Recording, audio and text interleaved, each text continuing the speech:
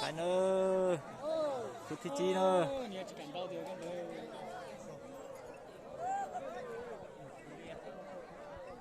Chú Kiên cẩn cho bạn cho. Chú Kiên cẩn đó. Cắm kìa nó. Không tròn gì á. Không tròn gì á. Nó hành đi tiêu. Thôi.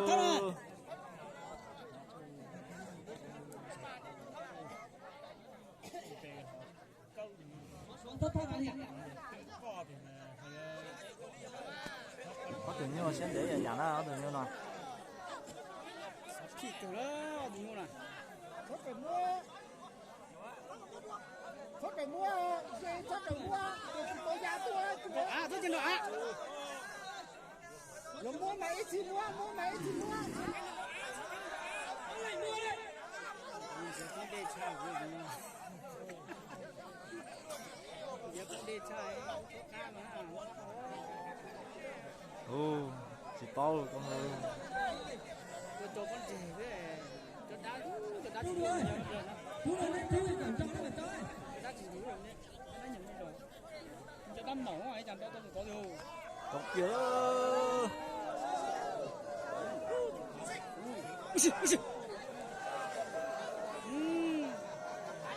Rất thử đam mê hơn rồi chua thế rồi. Chua theo à. Giống như cho đám mẹ rồi chua ấy. Có còn và tránh rồi này một tí đấy làm sao rồi hả? Cho đám mẹ rồi này đất từ đi.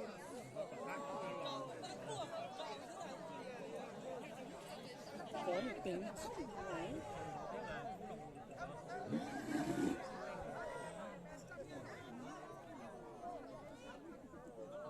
Thả tụ à, anh thả cả tụ ấy.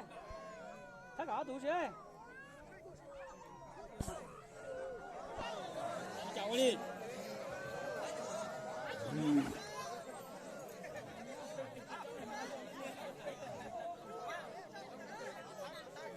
Để cho nó tự nhiên là nè.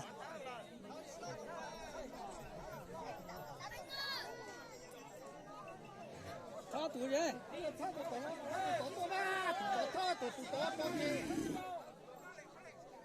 Đi cô.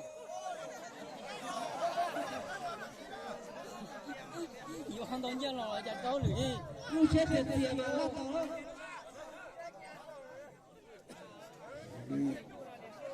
Chắc đùa.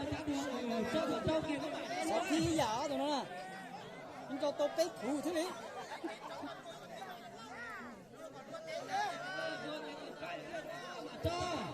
Chỉ cho mà thôi phải cho cái này.